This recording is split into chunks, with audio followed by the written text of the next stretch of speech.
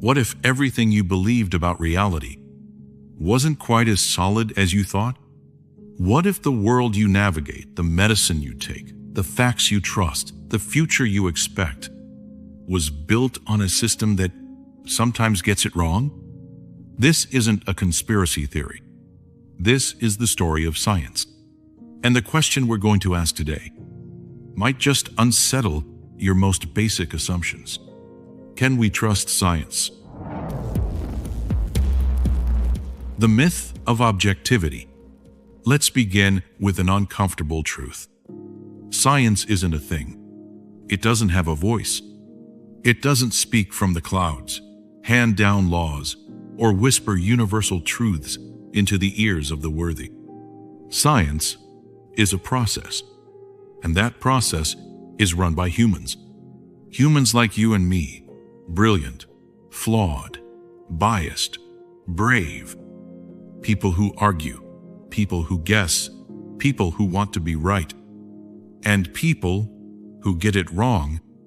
Take a name you've probably never heard, Ignaz Semmelweis. In the 1840s, he was working in a Vienna hospital, puzzled by a horrifying mystery. Women giving birth in doctor-run wards were dying at alarming rates from a disease called childbed fever. Oddly, when midwives helped women deliver, the death rate was far lower. Semmelweis made a startling connection. Doctors were performing autopsies and then delivering babies without washing their hands. So he implemented a rule: wash your hands in a chlorine solution before entering the maternity ward. The results? Dramatic. Mortality rates plummeted. Lives were saved. But Semmelweis's ideas were ridiculed. Other doctors couldn't bear the implication that they were the cause of death. He was mocked, cast out. He died in a mental asylum, a broken man. Today, we know he was right. But at the time, he was a threat to the status quo. Science didn't reject him. Scientists did. The crisis of confidence. Fast forward 150 years. Science has brought us wonders. We've landed on the moon, split the atom, mapped the human genome, but cracks are showing. In the last 2 decades, psychology, the science of the mind, has been facing an identity crisis. It's called the replication crisis.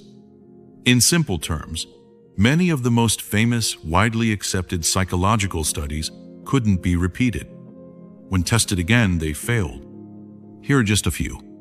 The Stanford prison experiment, long cited as proof that roles shape behavior, is riddled with flaws, including manipulation of participants. The power pose theory, which claims that standing in a superhero stance boosts confidence, was wildly popular, but showed no solid evidence when retested. Even the foundational idea of ego depletion, that willpower is like a muscle that tires out, collapsed under replication attempts. These studies weren't just academic. They shaped public policy, corporate training, therapy, even the way we raise our children. And yet, many of them simply don't hold up. So the question deepens. If the system meant to uncover truth can be so easily misled, can we still trust it? The philosophical undercurrent.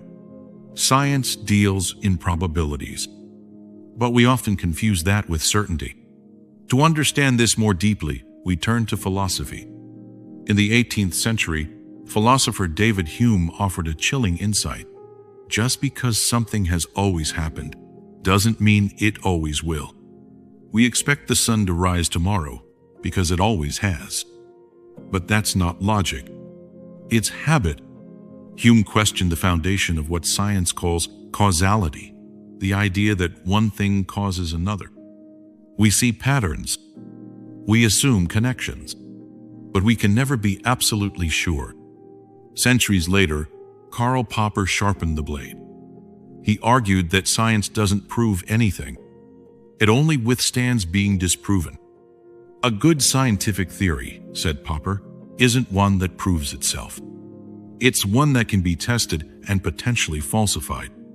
In other words, science advances not by confirming what we already believe, but by surviving attacks on its own assumptions. True science is self-destructive. It tears itself apart, piece by piece, in search of a better version of the truth. The placebo paradox. But now, let's go somewhere stranger. In a study of knee surgeries for arthritis pain, patients were divided into 3 groups. One group received real surgery. The second had a less invasive version. And the third had a fake surgery.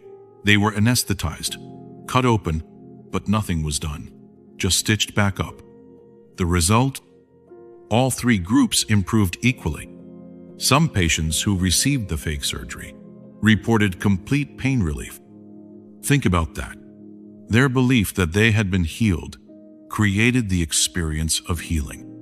So we ask again, is science powerful because it reveals the truth? Or because we believe in it enough to make it true? The human mind is not just an observer of the world. It's a co-creator. The trust we misplace.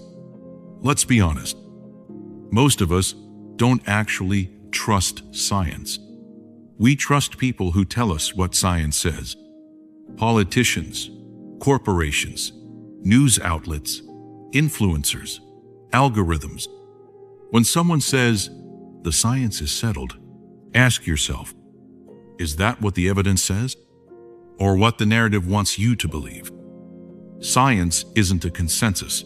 It's a method of questioning consensus. The moment we treat it like gospel, we kill its spirit. Because the beauty of science isn't in its answers. It's in its ability to evolve. The real meaning of trust. So can we trust science? Yes. But not because it's perfect. Not because it always tells the truth. And certainly not because it has all the answers. We trust science because it doubts itself. Because it welcomes skepticism. Because it changes. Because it fails and learns. Trusting science doesn't mean never questioning it. It means questioning with it. The final reflection. In a world obsessed with certainty, science offers us something more honest. Curious humility.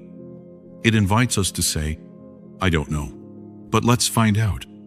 So the real question isn't, can we trust science? The real question is, can we trust ourselves to live without all the answers, to embrace mystery, to navigate uncertainty, to remain curious in a world that begs for quick conclusions? If this made you think, if it stirred something in you or unsettled something you used to be sure about, leave a comment. Tell us what you trust or what you've started to question. And if you want to keep exploring the strange, the deep, and the uncomfortable, hit like and subscribe. Because in a world full of noise, we need more wonder. And wonder begins where certainty ends.